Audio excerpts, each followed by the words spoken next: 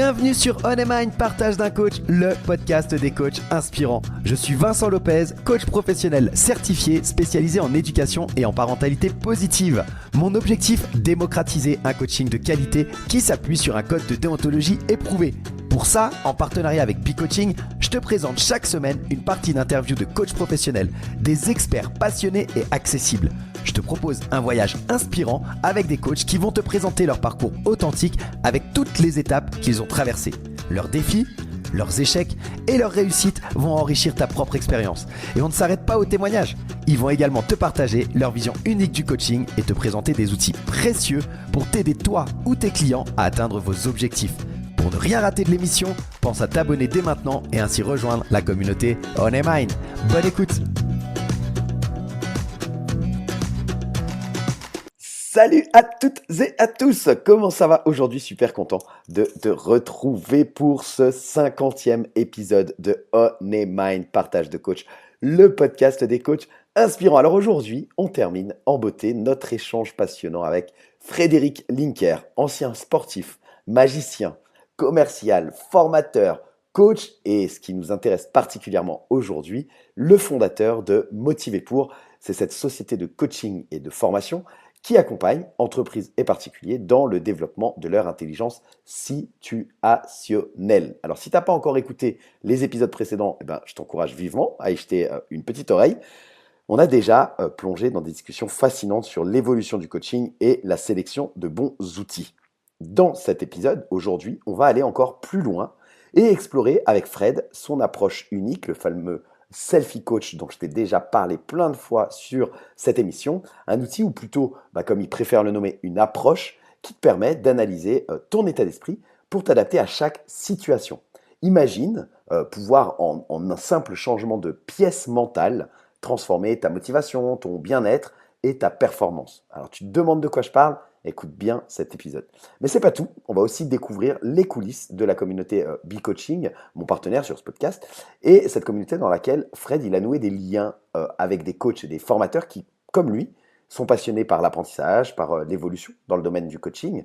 Et il va nous parler de son parcours au sein de cette communauté et de l'énergie incroyable qui s'en dégage. Et d'ailleurs, tu verras que tout n'a pas commencé de la meilleure des façons, de façon idéale. Mais je t'en dis pas plus pour l'instant. Reste bien jusqu'à la fin de l'épisode parce qu'en plus, Fred nous fait le plaisir de nous partager une information exclusive. Et tout ce que je peux te dire, c'est que ça va faire couler beaucoup d'encre. Alors, je te laisse découvrir tout ça par toi-même. Installe-toi, prépare-toi pour un dernier épisode riche en enseignements, en anecdotes et en révélations. C'est parti, bonne écoute. Quel était ton objectif quand tu as créé Motivé? Mon objectif était à plusieurs niveaux. Alors, déjà, le premier niveau, c'est une chose que je conseille toujours parce que tu as évoqué ce sujet sur est-ce qu'on peut vivre du coaching ou pas. C'était de dire que aujourd'hui, vivre du coaching seul, c'est très compliqué. Euh, il faut être formateur pour pouvoir derrière faire du coaching. Et donc, c'était de proposer un outil qui à la fois pouvait servir à la formation et à la fois pouvoir servir au coaching. Ça, c'était le cahier des charges. La deuxième chose, c'est que ce que je remarque sur le marché du coaching, c'est que il y a énormément de coachs qui sont à la recherche d'outils. Ils cumulent les outils, ils les empilent. Et ils en ont tellement que parfois, ils les utilisent plus parce ils s'en rappellent plus ou ils les dominent pas. Donc moi, déjà, le conseil que je peux donner à un jeune coach, c'est choisis plutôt trois, quatre outils, mais tu les domines à fond. Euh, et puis après, tu vois quoi. Mais ça sert à rien de cumuler les outils. Et donc, c'était de faire un outil qui puisse, sans que tu t'en aperçoives, eh bien, être employé à plusieurs niveaux. Et notamment un outil, et j'aime pas le terme outil, je vais le changer par approche. C'était une approche qui te permette de pouvoir traiter à la fois tout ce qui était émotionnel, tout ce qui était mental, tout ce qui était comportemental. Voilà, en un mot, travailler les motivations et l'état d'esprit. Voilà, donc il y avait une espèce de couteau suisse intéressant, tout en sachant que cette approche ne règle pas tous les problèmes. Et je souhaitais mettre en place une approche qui soit très spécialisée. Donc très clairement, elle est spécialisée dans la recherche de la meilleure intelligence situationnelle possible. On parle beaucoup de l'intelligence émotionnelle, on parle beaucoup de l'intelligence, le QI intellectuel, mais on parle très très peu de l'intelligence situationnelle. Et aujourd'hui, l'intelligence situationnelle, c'est la base en fait de tout. Le monde évolue très très vite, le business évolue très très vite, nos vies évoluent très très vite. Et en fait, qu'est-ce qui va faire la différence? C'est notre capacité à pouvoir nous adapter. Alors, quand je dis adapter, c'est pas voir le verre à moitié vide ou à moitié plein, c'est pas du tout ça. C'est quand je suis pas bien dans ma peau, c'est principalement parce que je ne me trouve pas au bon endroit. Je ne me positionne pas, soit comportementalement, soit émotionnellement, soit mentalement, de la meilleure des façons. Et donc, je ne peux pas accéder soit à la performance, soit au bien-être, soit aux deux.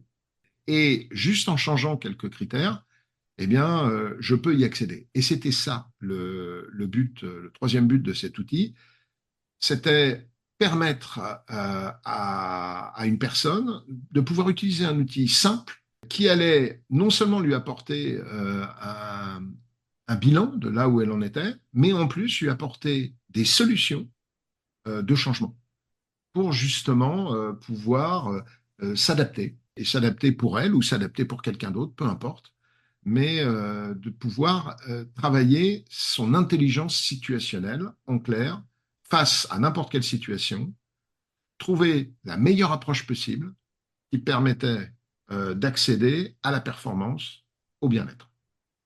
Voilà. Alors, quand je parle de bien-être, c'est aussi un terme qui est assez galvaudé, donc je préfère utiliser le mieux-être. Mhm. Euh, voilà, parce que le mieux-être, c'est que tu n'as pas besoin de grand monde pour exister aujourd'hui. C'est pas moi qui vais changer ta vie. Je vais juste te permettre d'utiliser une autre approche qui va te donner des solutions.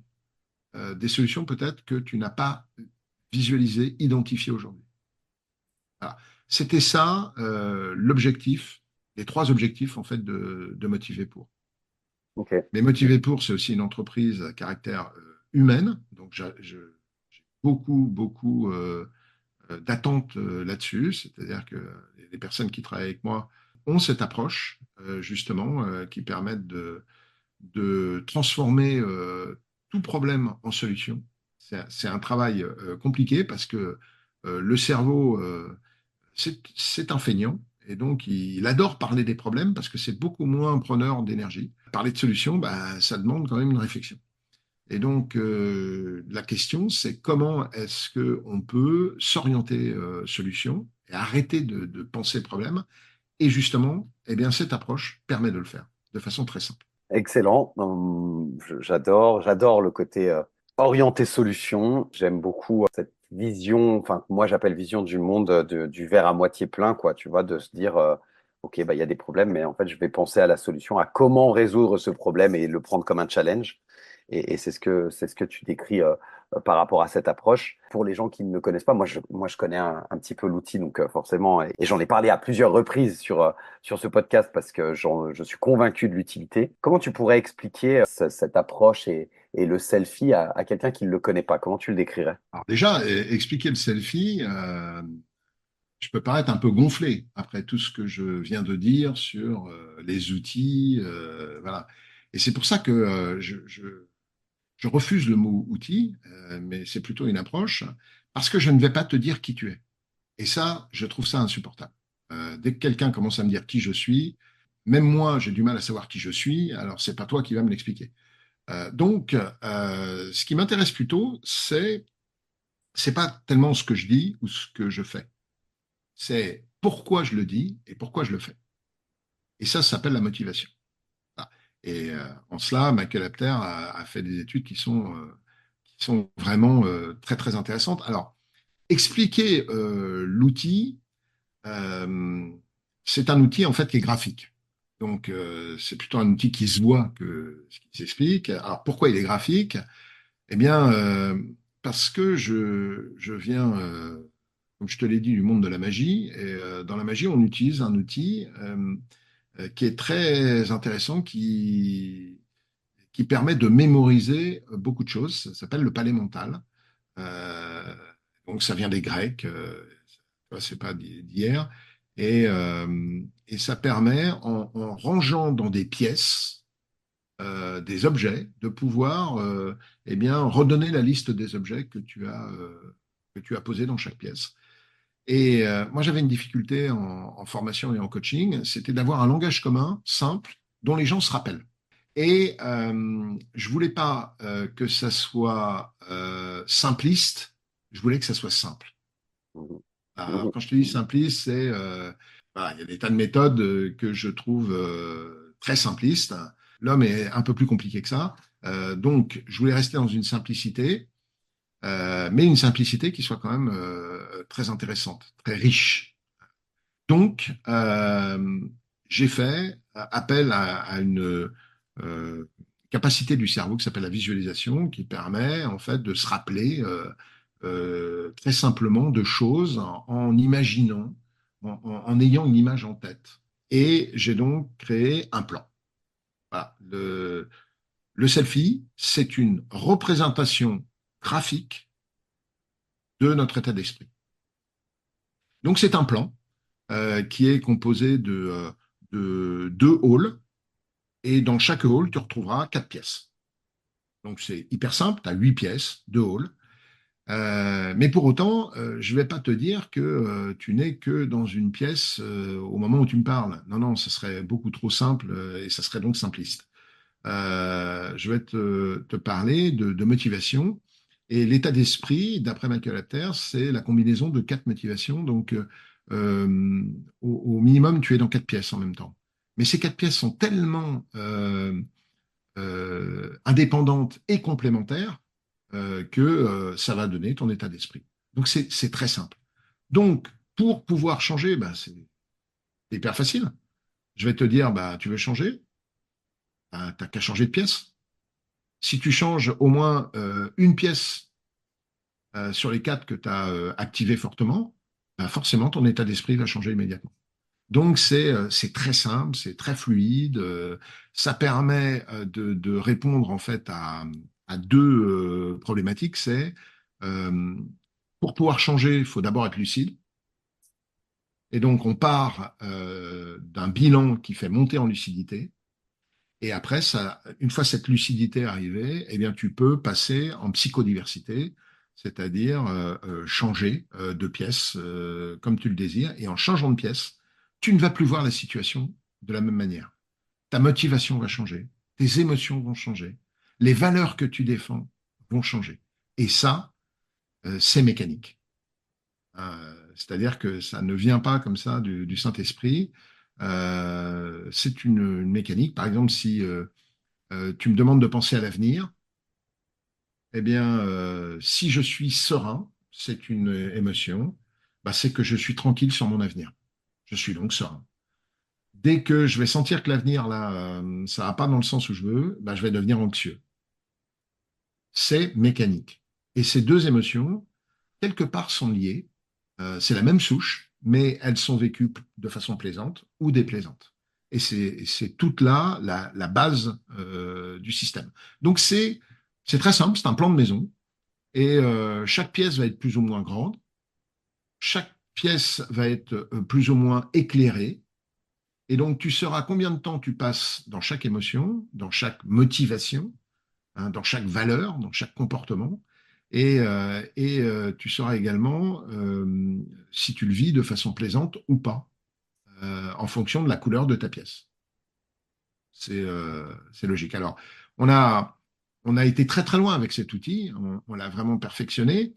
Et donc, à partir de septembre, on aura donc quatre outils très distincts qui seront un outil qui est vraiment très basique où tu n'auras que les pièces et ça, tu pourras donc faire le test, c'est gratuit. Et puis, tu auras un outil qu'on a appelé le Selfie Coach Solo, qui est pour les gens qui veulent faire un bilan normal. Et puis, tu auras le Selfie Coach Praticien, pour ceux qui veulent faire euh, aller un peu plus loin dans le débriefing du Selfie Coach. Et puis après, tu auras le Selfie Coach Expert, où là, ben, tu pourras soit former, soit faire des coachings avec. Et en fonction du selfie coach que tu prendras, eh bien, il sera plus ou moins évolué, il y aura plus ou moins d'informations.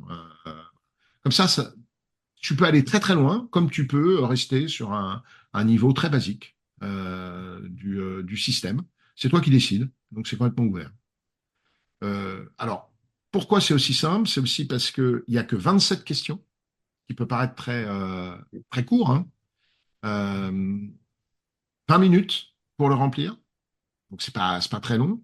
Et en plus, les questions sont très directes. C'est-à-dire qu'il n'y a pas d'interprétation dans les questions. Je vais par exemple te dire, quelle émotion vis-tu actuellement? Et je vais te montrer une liste de 16 émotions. Et c'est toi-même qui vas dire, bah, je vis ça, ça, ça. Donc ça ne peut pas être plus direct que ça. Donc c'est pour ça qu'il n'y a pas d'interprétation, on ne va pas te dire qui tu es. En fait, en remplissant les questions, tu dis toi-même qui tu es. Et c'est ça qui est traduit graphiquement. Je me permets une nuance dans ce que tu dis.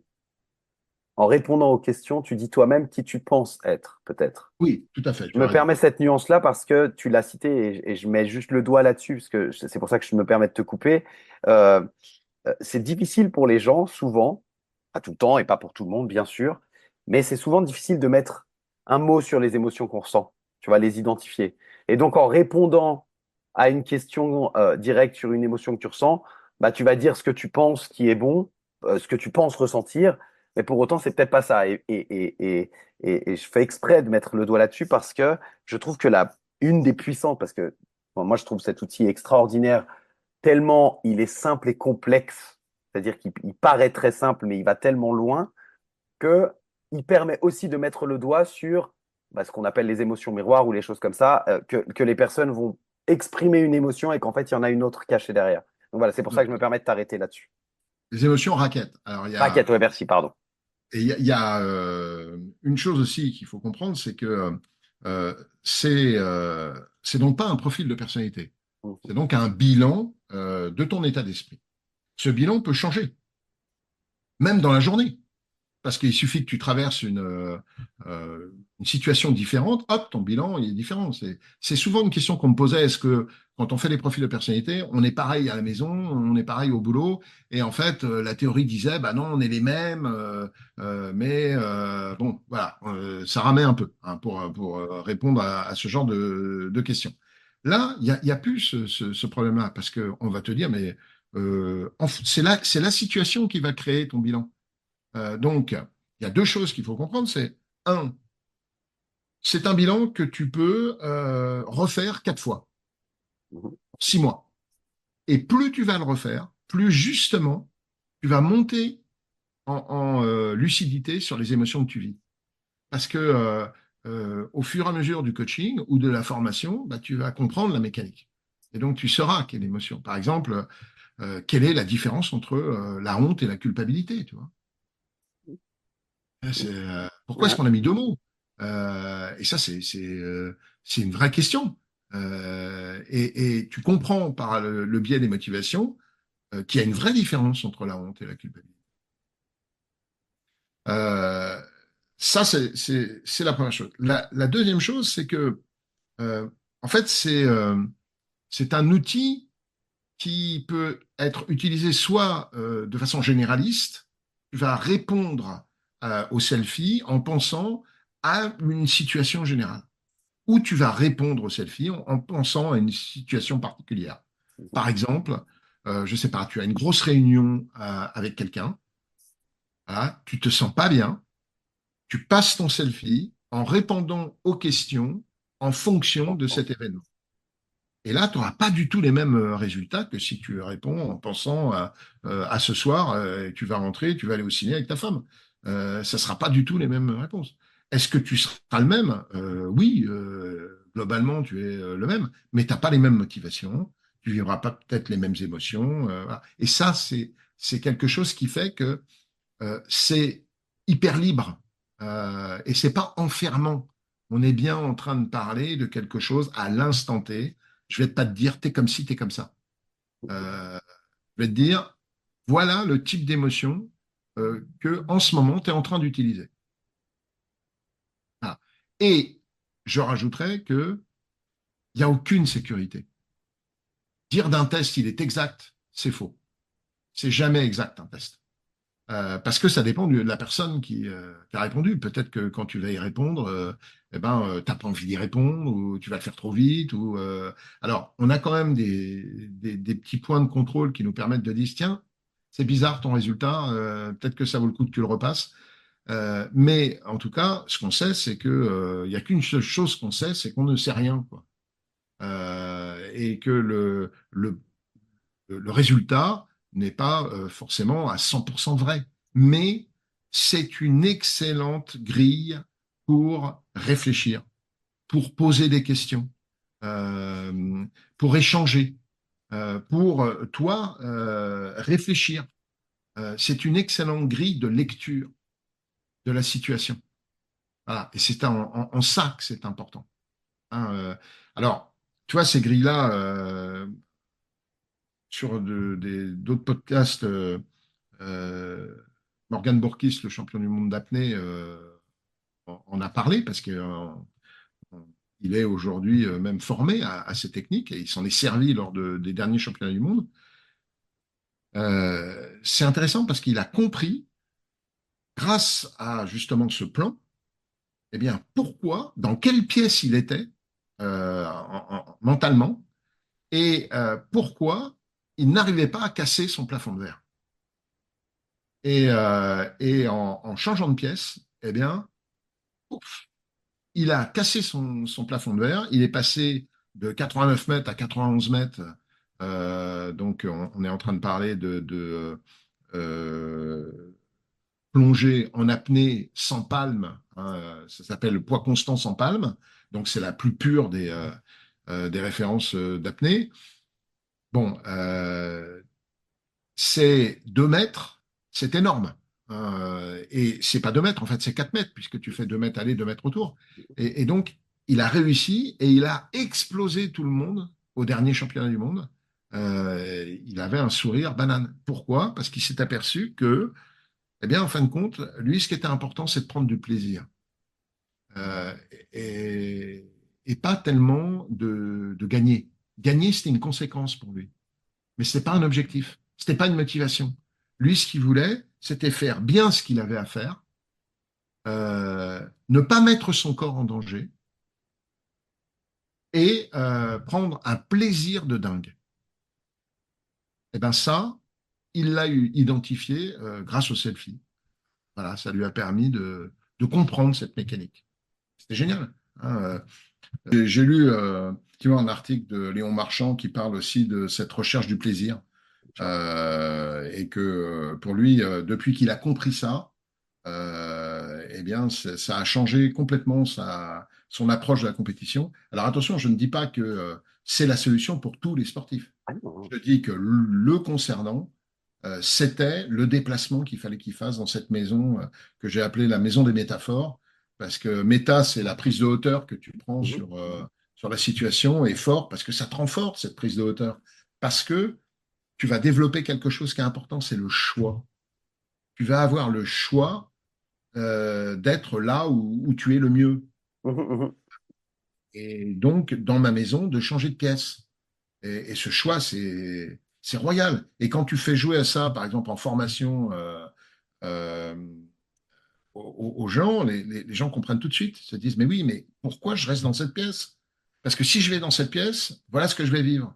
Et ce qui est très amusant aussi, c'est que si tu demandes à quelqu'un de fermer les yeux et tu lui dis, bon, admettons que vous changiez de pièce. Bon, voilà donc ce qui va se passer. Voilà comment vous voyez la situation. Voilà.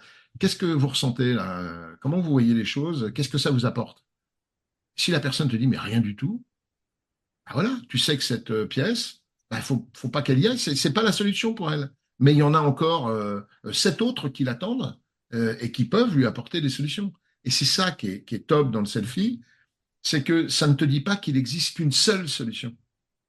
ça te dit qu'il en existe en fait 8 et que il faut choisir une, la tester de façon empirique, voir si ça fonctionne. Et c'est comme ça que j'ai travaillé Morgan, avec Morgan Bourkis. La première fois qu'on se rencontre, il m'est envoyé par l'attaché de presse de Nike. Euh, et je, je rencontre ce type, je ne connaissais pas du tout ce sport, moi.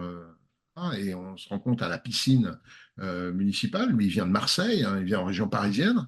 Je sais que je n'ai que 1 heure pour le convaincre de faire un coaching avec moi.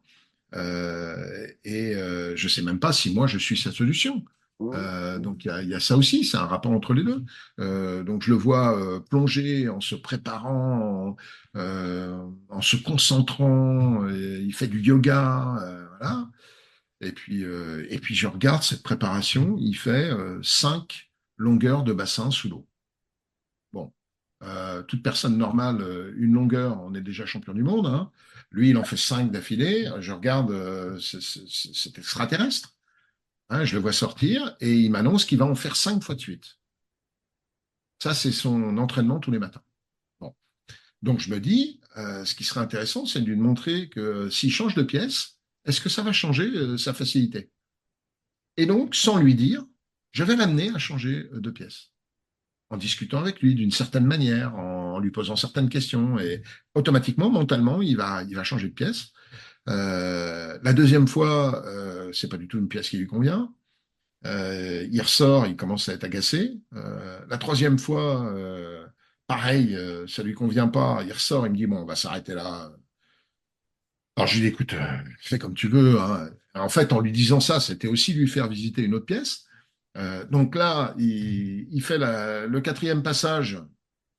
Et là, il sort, il me dit, bon, je m'arrête là parce que je suis crevé. Là, c'est pas normal, ça marche pas ton truc. Je lui dis, écoute, t'es venu de Marseille, t'as pas fait tout ce chemin pour rien. Donc, je vais te proposer de faire un dernier passage. Et ce dernier passage, je fais quoi? Je lui fais visiter une pièce qui est la pièce du plaisir de l'instant. Et je lui demande de me raconter en fait une plongée qui s'est très très bien passée. Et là, il me raconte une plongée où il est entouré de poissons, où il se croit invité dans un monde extraordinaire, voilà. Et tout de suite après, je lui dis plonge. Et là, il me dit bah non, j'ai pas fait. Je lui dis plonge. Et là, il plonge. Ce jour-là, il y avait un caméraman qui était venu faire un reportage sur lui, et on voit Morgane qui plonge. Et au fond de la piscine, il y a des buses qui vont décaler en fait la personne qui est au fond de la piscine. Et là, alors qu'il était décalé sur les 4 premiers passages, le cinquième passage, alors que c'est celui où il est crevé, il l'avait dit dès le départ, et bien là, on le voit passer, mais nickel. Il sort, et là, il me dit, qu'est-ce qui s'est passé? Voilà, ça a débuté comme ça. Et là, je lui explique. Excellent. Et on dîne le soir, je lui explique, je lui dis voilà, j'ai fait ci, j'ai fait ça. Et c'était très technique, en fait. Tout était explicable.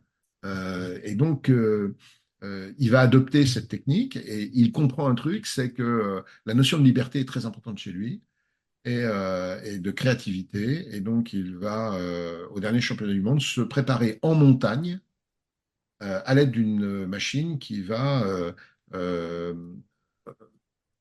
simuler en fait la pression des profondeurs. Et donc, il va s'entraîner avec ça en faisant du vélo et tout. Et tout le monde va lui dire, mais il est complètement dingue. Et quand il va arriver, il va faire une descente incroyable qui fait que tous les autres derrière, ils avaient le moral à zéro. Et le deuxième finit à 10 mètres ou à 11 mètres de lui. Waouh. Ça s'était jamais vu. Voilà, il a éclaté tout le monde. Ben voilà, ça, c'était un bel exemple d'état d'esprit adapté à son niveau de performance. Vous voyez le truc. Et je vais même aller plus loin. Je vais te dire un truc que je n'ai jamais expliqué. Comme quoi, il y a parfois dans la vie des trucs en coaching qui sont bizarres. Il est en Amérique du Sud, il m'appelle, il fait une plongée, il fait un concours. Et en fait, c'est la veille de ce concours et il a une sinusite. Donc, quand tu as une sinusite et que tu fais de la plongée, c'est pas possible parce que, en fait, avec la pression, tu as quand même 10 bars, 90 mètres à peu près, hein, eh bien, ça va s'enflammer. Et donc, qu'est-ce que je fais? Eh bien, je lui demande de s'allonger sur son lit. Moi, j'étais en Bretagne en vacances, c'était en plein mois d'août, et je lui dis, raconte-moi à nouveau ta séance de plongée, là, celle que tu m'avais racontée la dernière fois. Il me raconte. Euh, et puis, euh, et puis, il raccroche. Le lendemain, il plonge. Aucun problème. Il fait un super temps. Et figure-toi, j'avais la sinusite. Voilà. Alors, t'expliquer pourquoi. Alors, moi qui suis un magicien, je sais qu'il y a des trucs partout. Pour moi, je n'ai pas d'explication et je suis le premier à être pragmatique.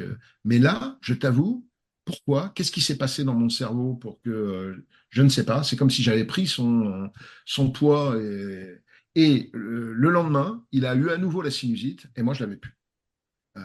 Voilà. Et donc, ça fait partie peut-être de coïncidence ou d'un fonctionnement du cerveau qui n'a pas été encore identifié.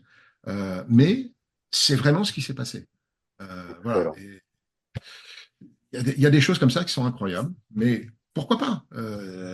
Ça a fonctionné, donc c'était le but. Exactement, ouais, c'est ça le plus important. Après, qu'on n'explique pas tout et puis qu'il y a peut-être pas forcément d'explication, peu importe, mais en tout cas, c'est ce qui s'est passé et c'est ça qui est chouette, quoi. Moi, ce que j'aime dans cet outil et j'invite vraiment tous ceux qui ne le connaissent pas à prendre contact avec Motivé pour et à aller approfondir le sujet, c'est vraiment ce côté, c'est très compliqué comme ça en podcast de pouvoir l'expliquer. Alors, tu le fais parfaitement, tu le connais parfaitement et tu le maîtrises parfaitement, heureusement, je me dirais. Mais c'est ce côté d'apparence simple, vraiment j'insiste parce que tu le vois, c'est voilà, ça tient sur une feuille A4, il y a un plan avec les pièces comme tu les as décrites, et en fait il y a tellement, mais tellement d'informations dessus que quand tu le connais très très bien et que tu le maîtrises, eh ben, ça donne l'exemple que tu viens de donner où tu peux le gérer entièrement toi pour ramener les gens d'une pièce à l'autre, et faire des essais, etc. Enfin, je trouve qu'il y a une puissance dans cette approche euh, qui est, euh, qui est extraordinaire, qui demande du temps, de la pratique pour pouvoir le maîtriser comme toi tu peux le maîtriser. Hein. Mais, euh, mais vraiment, je suis conquis par par le résultat que tu as réussi à créer dans cette simplicité complexe. Enfin, vraiment, c'est ce qui me parle le plus pour en parler. Parce que, en fait, il y a rien de compliqué quand on le voit, quoi. Quand on voit un selfie la première fois, c'est un dessin. Alors, il n'y a rien de péjoratif à dessin, hein, mais j'entends, c'est ce plan, les pièces. C'est très basique. On comprend tout de suite en plus de quoi on parle, dans le sens on voit dessus ce qu'il en est. Par contre, eh ben, ça demande pas mal de temps et c'est pour ça que je le dis de cette manière-là. Euh, c'est une simplicité complexe, c'est-à-dire que il va falloir du temps pour pouvoir se l'approprier et pouvoir le maîtriser comme tu peux le maîtriser. Ça demande de la pratique, ça demande de l'approfondissement et ça demande de la pratique à nouveau. C'est un vrai outil d'expertise.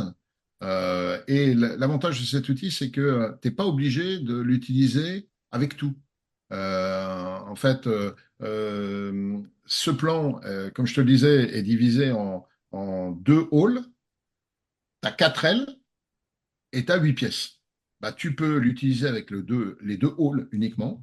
Hein, c'est-à-dire, qu'est-ce que tu recherches dans ta vie? Est-ce que tu veux être satisfait de ce que tu fais ou valorisé pour qui tu es? Voilà. Bah, déjà, avec ça, tu fais un coaching. Hein. Et il peut être très puissant, ce coaching. Et puis, tu peux utiliser les quatre L. OK, tu cherches à être satisfait, mais satisfait par quoi? Par un objectif à terme que tu vas atteindre ou le présent immédiat. Euh, et dans valorisation, est-ce que c'est une valorisation personnelle que tu recherches ou collective? C'est pareil, rien qu'avec ces quatre L, tu fais déjà un coaching de très très bonne qualité parce que ça permet à la personne de comprendre sa mécanique et parfois de comprendre que euh, le moteur qu'elle pense avoir n'est pas le vrai moteur, mais n'est que la conséquence d'un autre moteur qui est en train d'agir. Hein, par exemple, si je me mets en colère, est-ce que je suis vraiment en colère ou est-ce que je suis en colère Parce que derrière cette colère se cache autre chose. Tu m'as humilié, tu m'as contredit, tu m'as. Et c'est ça le moteur de cette colère. La colère n'est que l'expression de ce que je vis. Et donc, si tu traites la colère, tu n'obtiendras pas de résultat. Ça va même souvent agacer encore plus la personne. Alors que si tu traites le moteur original, et ben là, tu vas beaucoup plus vite. Et c'est ça aussi l'intérêt, c'est que pour tous les coachs, et notamment les jeunes coachs, eh bien, cet outil euh, permet de faciliter le questionnement. Parce que ça, c'est la grande question du coach, et je ne sais pas quelle question poser et tout. Ben là, tu sais. Tu sais parce que c'est écrit. Si tu poses telle question, eh ben, tu vas amener la personne dans telle pièce. Donc, tu as toute une série de questions qui sont posées. Et là encore, j'insiste beaucoup, ce n'est pas un profil de personnalité. Donc, tu ne dis pas à la personne, vous êtes comme ça. Tu dis, bah tiens, quand je te pose cette question, bah, au moment où tu réponds, bah, voilà quelle motivation tu vas chercher.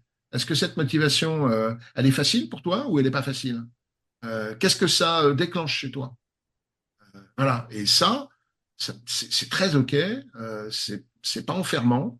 Euh, c'est, tu vas utiliser en fait un mode empirique. C'est-à-dire tu vas tester à chaque fois si la motivation, eh bien, elle donne des résultats ou pas. C'est très paysan en fait, hein, comme méthode. Et à la fois, c'est absolument pas simpliste parce que tu peux aller très très loin si tu vas toucher dans l'expertise tout ce que tu peux en tirer. Tu peux vraiment aller très très loin. Tu peux aller très très loin dans les émotions, expliquer quel est le mode d'émotion, si c'est une émotion raquette, c'est-à-dire une émotion qui en cache une autre, si c'est une émotion liée, c'est-à-dire à chaque fois que tu mets en place une émotion, hop, il y en a une autre qui arrive. Et ce que tu sais pas, c'est que euh, on a évolué en septembre. Donc, jusqu'à présent, il y avait l'univers émotionnel. Et en septembre, tu auras l'univers des valeurs et l'univers comportemental. Donc là, on a fait le tour du sujet. On a quelque chose qui tient bien la route et quelque chose qui est une base de questionnement et de discussion et non pas une vérité absolue. Ça, c'est très, très important.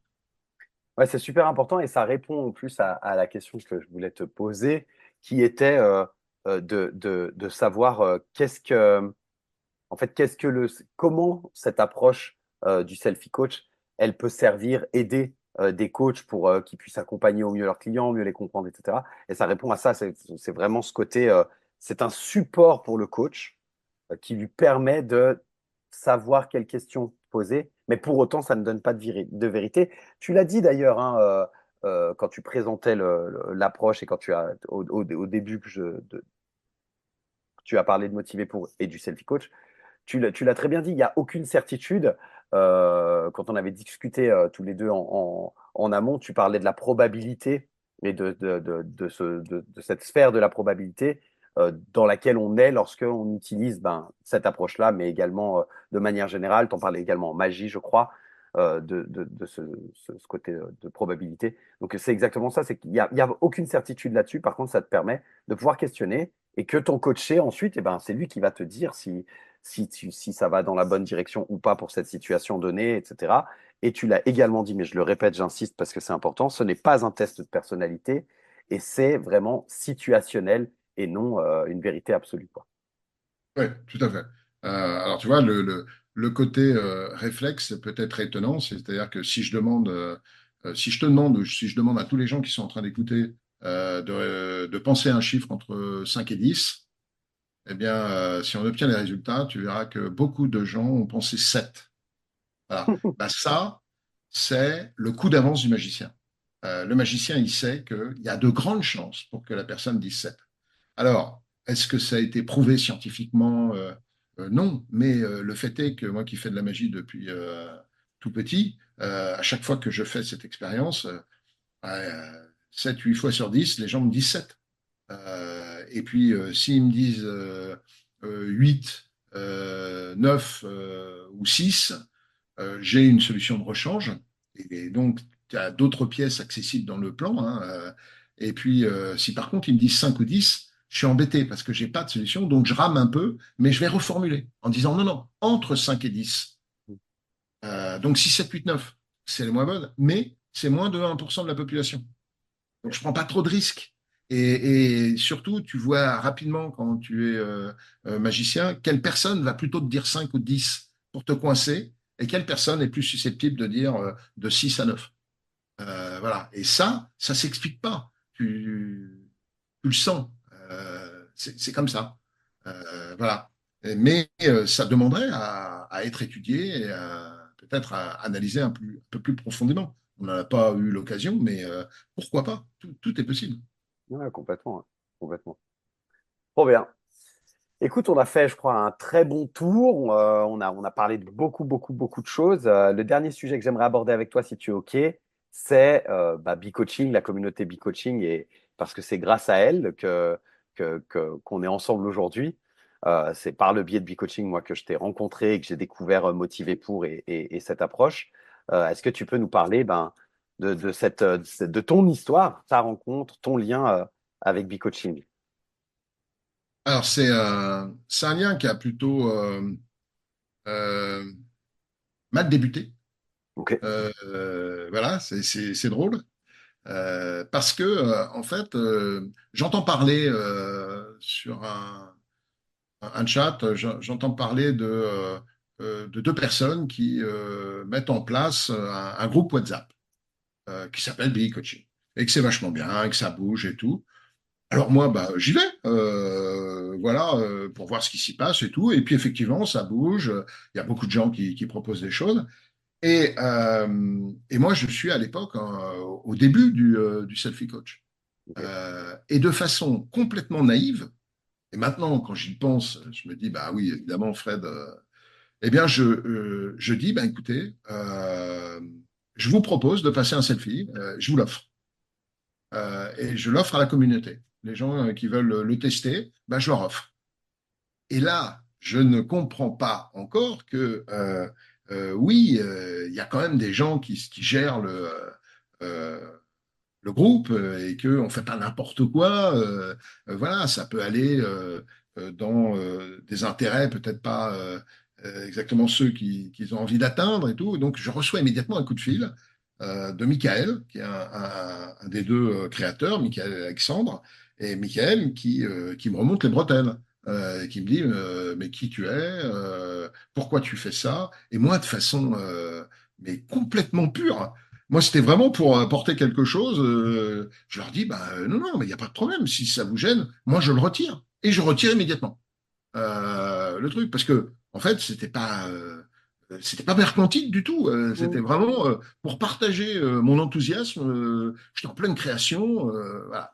Et puis, je sais pas pourquoi, ils ont voulu aller plus loin. Et ils m'ont posé des questions. Et puis, ils sont venus à la formation. Puis, ils m'ont dit, bah, tiens, c'est vachement bien ton truc. Est-ce que ça t'intéresserait justement de proposer à la communauté d'en parler Et moi, la communauté, je l'avais vue fonctionner. Elle est très vivante. Voilà, il y a beaucoup de choses qui se passent. Et moi, j'étais tout content. Ça soignait mon ego. J'étais tout fier. Et ben j'ai dit oui avec plaisir et je regrette pas. Ils ont en fait vu l'évolution du produit. Ils sont partis du premier produit. Aujourd'hui, on va sortir la version 4 en septembre déjà. Voilà. Et puis maintenant, en septembre, il y a la sortie des cartes, une boîte de 78 cartes à jouer au format tarot, où il y a toute l'explication du selfie dessus, avec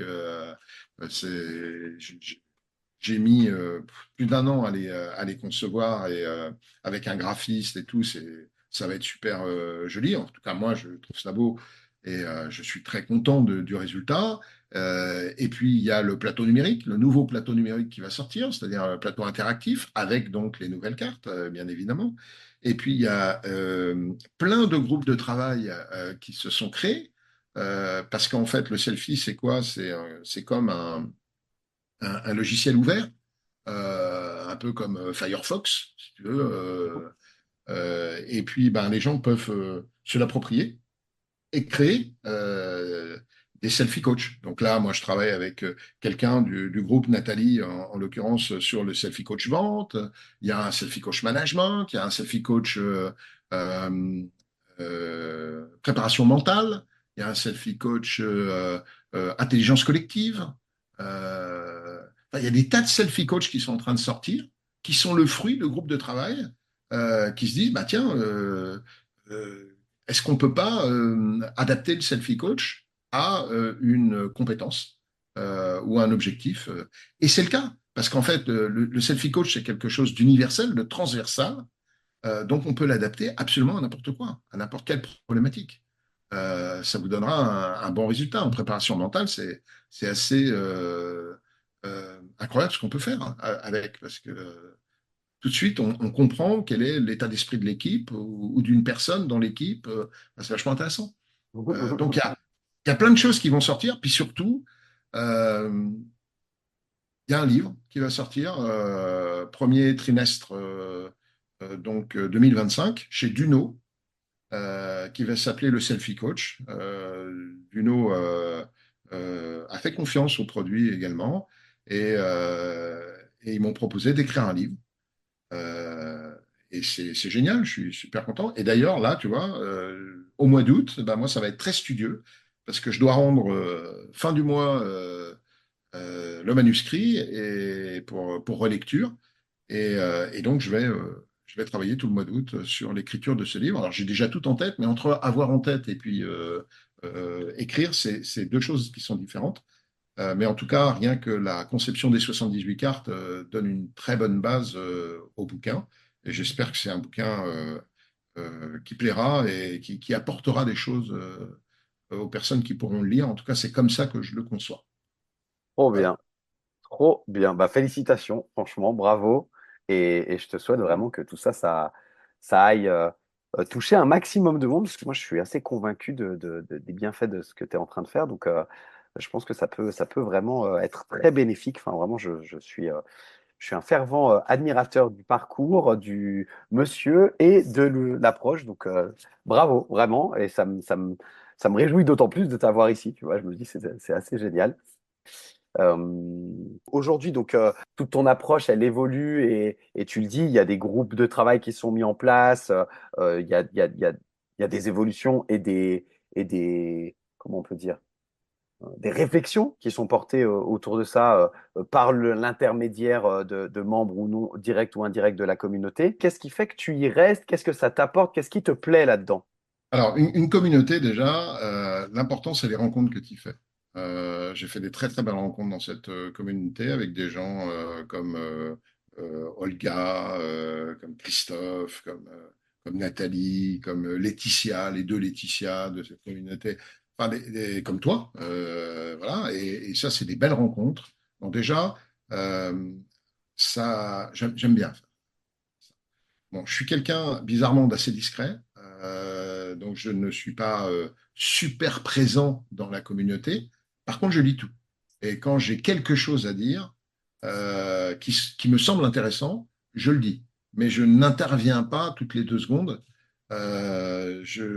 J'interviens pour si je peux apporter quelque chose au débat. Et il y a des tas de choses qui se passent. Motivé pour a grandi depuis ces 2 ans, mais BI Coaching a grandi aussi énormément. Et là, BI Coaching commence à rentrer dans l'âge adulte, où on passe d'un simple groupe sur WhatsApp à maintenant un site avec des propositions super intéressantes de formation. Moi, je viens m'intégrer dans ces propositions et je suis très fier d'en faire partie parce que j'aime bien l'énergie d'Alex, de Michael. Voilà, je suis fier de les voir progresser comme ils sont en train de progresser et d'apporter ma petite pierre à l'édifice. Et puis, j'apporte peut-être cette notion de pragmatisme euh, dont on a peut-être besoin dans le coaching. Je suis un peu le gardien du temple. Voilà. Qu'on pourrait aussi euh, imager comme le vieux con. Mais Voilà, gardien du temps, je préfère. C'est mieux. Oui, ouais, non, et je trouve. Mais je comprends, et je sais pas si c'est l'âge mais je me surprends de plus en plus, tu vois, en parlant de la vie de manière générale, à dire en fait, finalement, peut-être qu'on devient des vieux cons, mais c'est bien aussi, il en faut. Voilà. Alors moi, je suis beaucoup plus âgé que toi, hein, mais je ne compte pas prendre ma retraite.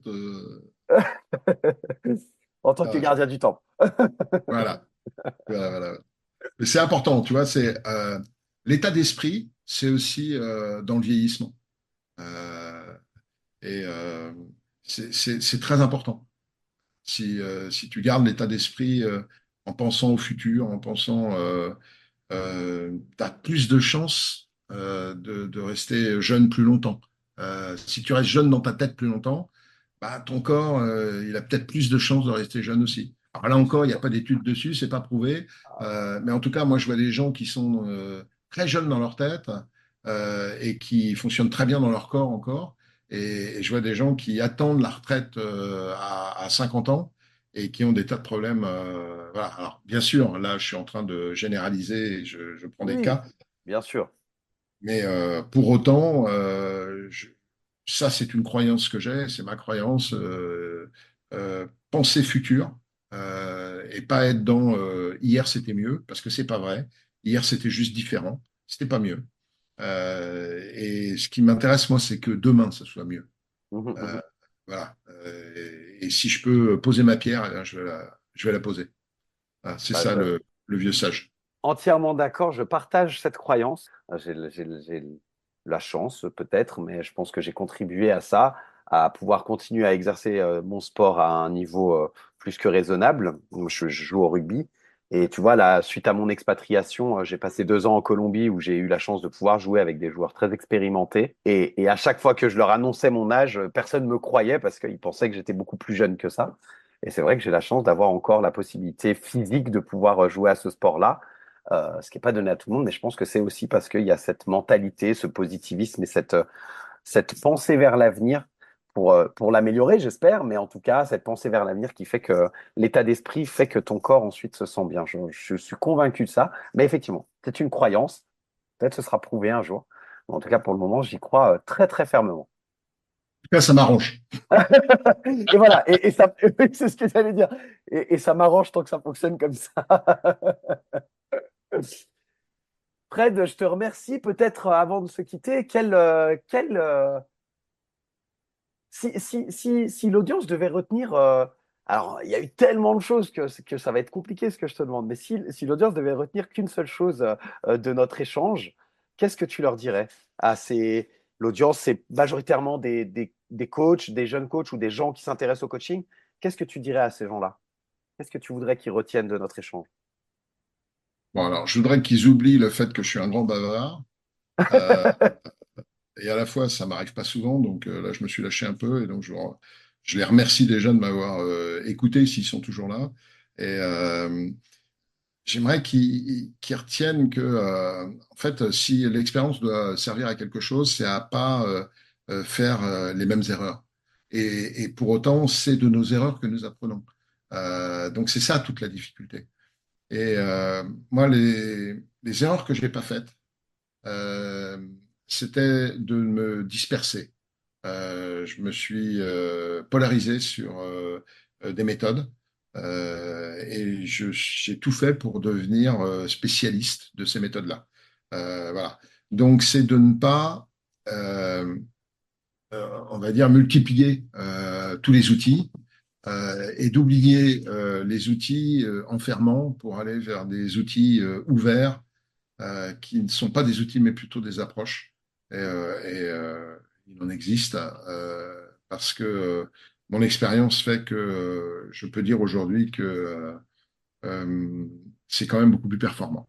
Voilà, ça c'est ce que je ferai. C'est pour les coachs qui débutent, je leur conseillerais de s'orienter vers la formation, ne pas penser que seul le coaching va pouvoir les faire vivre parce que c'est très compliqué ou alors ils vont finir par faire du coaching toute la journée comme des esclaves et au final pour gagner pas grand-chose. La troisième chose aussi, c'est que il faut savoir refuser des affaires. Il faut savoir refuser des coachings. C'est douloureux quand on débute. Mais je conseillerais aux nouveaux coachs ou aux nouveaux formateurs de ne pas jouer les apprentis sorciers, d'ouvrir les boîtes de Pandore, de ne pas savoir les refermer. Je leur conseillerais de faire ce qu'ils savent faire. Et puis, ce qui leur semble possible aussi de faire, parce que parfois on prend des contrats, on ne sait pas le faire le jour même, mais en bossant bien, on arrive à avoir très très bon niveau lors de la prestation.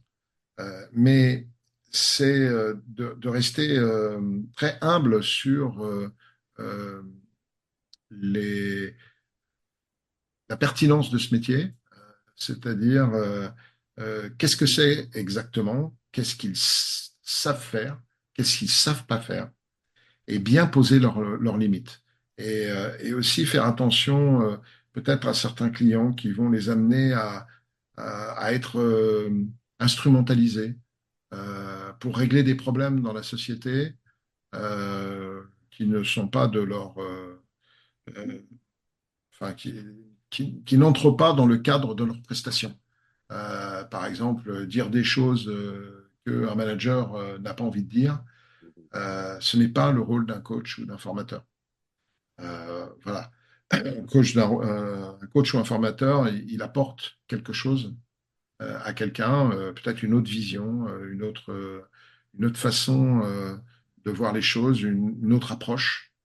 Il peut donner des trucs, des astuces.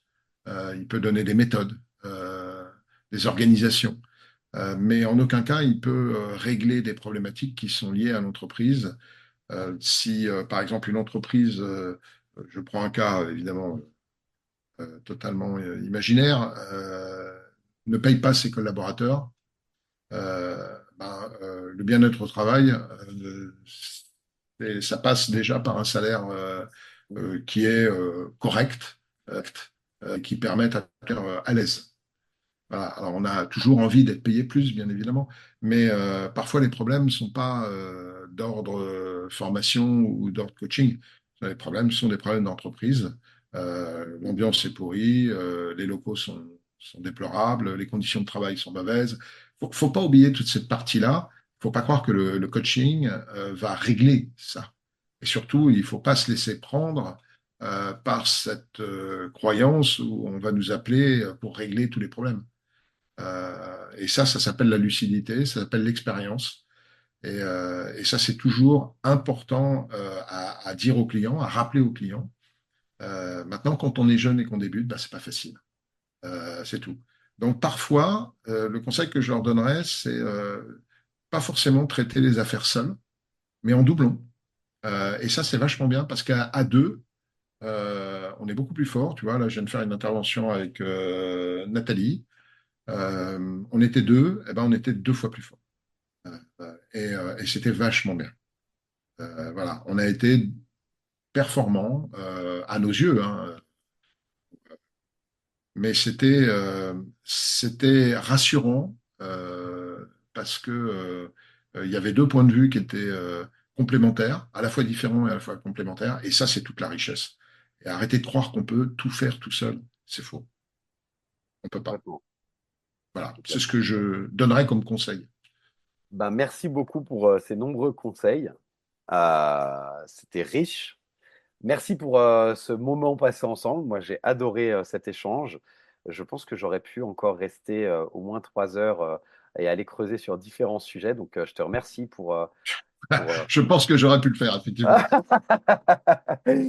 Mais c'était un réel plaisir et j'espère que l'audience prendra autant de plaisir à écouter que moi j'en ai eu à partager ce moment avec toi. Euh, je te remercie et je mettrai tous les liens de toute façon dans la description pour que les gens puissent savoir bah, comment te contacter, comment aller voir ce que c'est que l'approche du selfie, etc., etc. Tout ce que l'on a cité au fur et à mesure de notre échange. Ce qui est sûr, c'est qu'il y aura beaucoup, beaucoup, beaucoup de précieux conseils et d'informations utiles pour l'audience. Donc, je te remercie pour ça. Bon, eh ben, c'est moi qui te remercie pour cette invitation. J'avais écouté tes podcasts avec grande attention et je ne rêvais qu'une chose, c'était de pouvoir t'abreuver de paroles et de te mettre en difficulté pour faire ton montage. Eh bien, j'y suis arrivé. Mon objectif est atteint. Je ne te remercie pas. Fred, je te souhaite une bonne fin de journée et je te dis à très bientôt. À bientôt alors. Et voilà, on arrive déjà à la fin de cet épisode et de cet échange que j'ai eu avec Frédéric Linker. Alors oui, ça a été un challenge, un petit challenge, parce qu'en réalité, il y avait tellement de contenu intéressant que j'ai pas fait un montage extraordinaire. J'ai vraiment essayé de garder l'essence de notre échange avec Fred. Il y avait vraiment beaucoup et j'espère que cette plongée dans l'univers aujourd'hui du selfie coach avec Frédéric Linker, pardon, t'aura autant inspiré, t'aura autant plu que moi j'ai eu à faire cet échange avec lui. On a parlé d'intelligence situationnelle, on a parlé d'anecdotes incroyables quand même sur l'accompagnement de sportifs de haut niveau tels que Monsieur Bourkis, champion du monde d'apnée, et surtout la découverte de cette approche unique en 8 pièces pour pouvoir booster ton état d'esprit, ta motivation. Il y a vraiment de quoi repartir avec des clés concrètes pour mieux comprendre et améliorer ta motivation au quotidien. Alors un grand, grand, grand merci à Frédéric Linker pour sa générosité et pour avoir partagé son parcours avec nous. Si tu veux en savoir plus sur le Selfie Coach ou découvrir les outils dont il t'a parlé aujourd'hui, n'hésite pas à aller voir les liens dans la description. Il y a plein de ressources passionnantes à explorer. Et puis, tu as pu découvrir en exclusivité, comme je te l'avais promis, cette information exclusive qu'il nous a partagée. Fred est en train de finaliser son livre sur le Selfie Coach, un livre qui sortira chez Duno dans les mois à venir. Ça s'annonce vraiment comme une pépite pour tous ceux qui veulent approfondir cette intelligence situationnelle, en savoir plus. Donc, que tu sois coach ou non, reste à l'affût. Tu imagines bien que j'en parlerai sans doute sur cette chaîne au moment de sa sortie. Avant de se quitter, j'ai aussi moi une petite exclusivité si on veut, c'est le prochain épisode de On Air Mind Partage de Coach, le podcast des coachs inspirants. On va changer de registre. On va recevoir la fondatrice du African Coaching Summit. C'est un événement majeur pour le coaching et c'est un événement qui est basé en Afrique, mais qui est un événement international. Je ne t'en dis pas plus parce qu'elle va venir nous parler de cette superbe initiative et crois-moi, il y a vraiment des choses à découvrir. C'est tout pour aujourd'hui. Si cet épisode il t'a plu, n'oublie pas, comme d'habitude, de laisser un petit avis, un commentaire, des étoiles sur ta plateforme d'écoute préférée parce que ça aide énormément à faire grandir ce podcast. On se retrouve la semaine prochaine pour un nouvel épisode de On Air Mind Partage de Coach, le podcast des coachs inspirants. En attendant, prends soin de toi. À très vite. Bye bye.